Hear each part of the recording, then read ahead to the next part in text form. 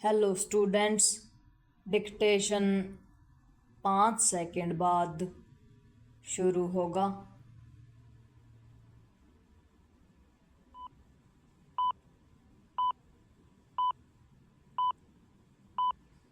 Start.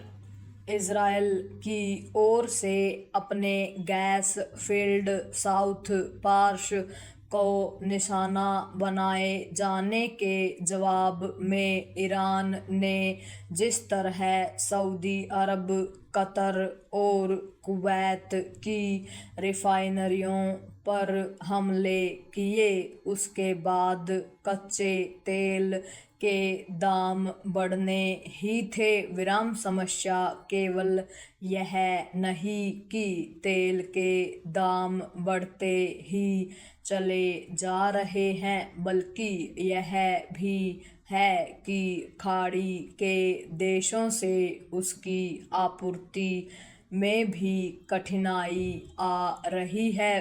तेल के साथ गैस की आपूर्ति में भी मुश्किलें पेश आ रही हैं। साफ है कि अमेरिका, इज़राइल और ईरान के बीच छिड़ा युद्ध ऊर्जा संकट को गंभीर बनाने का काम कर रहा है। ईरान ने अपने यहाँ के ऊर्जा स्रोतों पर हमले के जवाब में पड़ोसी देशों के ऐसे ही स्रोतों को निशाना बनाने की जो रणनीति अपनाई है, उससे अमेरिका के साथ खाड़ी के देश ही नहीं, पूरी दुनिया परेशान है। यह साफ है कि अमेरिका ने यह सोचा ही नहीं था कि ईरान इस तरह ऊर्जा संकट गहराने की रणनीति अपना सकता है, लेकिन वह इसी रणनीति पर चल रहा है। पहले उसने खाड़ी देशों से तेल और गैस की आपूर्ति के समुद्री मार्ग होर्मुज को बाधित किया। फिर उसने इन देशों के ऊर्जा स्रोतों को निशाना बनाना शुरू कर दिया। ईरान ने खाड़ी देशों के कुछ ऊर्जा स्रोतों को इस तरह निशाना बनाया कि उनसे तेल और गैस का उत्पादन ही ठप हो गया है। चूंकि तेल और गैस के उत्पादन में कमी के साथ उसकी आपूर्ति भी बाधित हो गई है, इसलिए पूरी दुनिया को ऊर्जा संकट की तपिश झेलनी पड़ रही है। कई देशों को तेल और गैस के दाम बढ़ाने पड़े हैं। कुछ देशों में गैस की किल्लत होने से घरों में खाना बनाने के साथ साथ छोटे बड़े उद्योग चलाना भी कठिन हो गया है।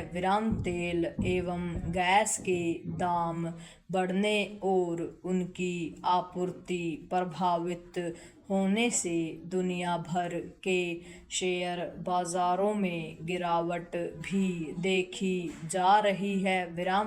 एक तरह से ईरान पर हो रहे अमेरिका एवं इज़राइल के हमले और उनके जवाब में ईरान की कार्रवाई वैश्विक हितों पर तगड़ी चोट पहुंचाने का काम कर रही है। वैश्विक हितों के लिए यह जो गंभीर खतरा पैदा हो गया है, उसके लिए सीधे तौर पर अमेरिका जिम्मेदार है। यदि वह ईरान पर हमला करने के लिए तैयार नहीं होता तो इज़राइल शायद ही अपने दम पर ऐसा करने के लिए आगे आता।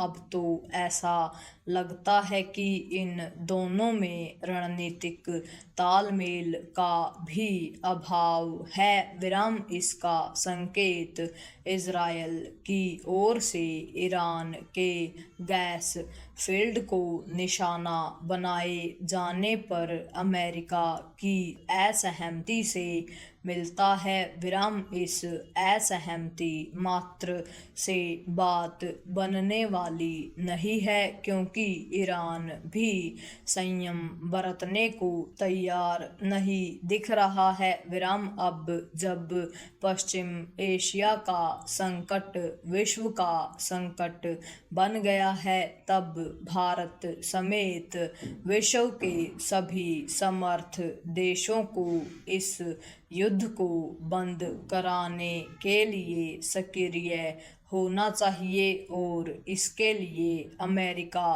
पर दबाव बढ़ाना चाहिए। पूर्ण विराम।